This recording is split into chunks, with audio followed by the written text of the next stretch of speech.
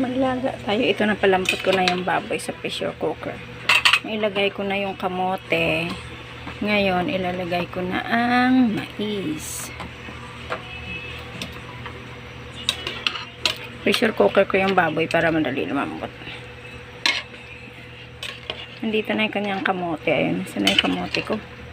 Pamadurog. Ayan yung kamote. Yan ang kamote. Ilagay ko na yung repolyo. Sabay ko na yung sili.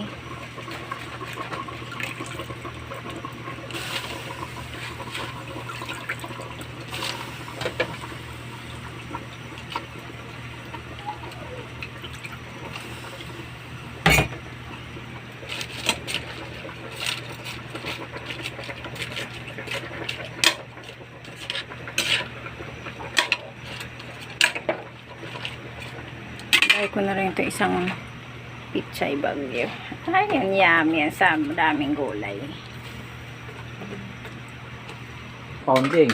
Yan, kainan guys. Nandito na yung kalbo guys. Kain tayo guys.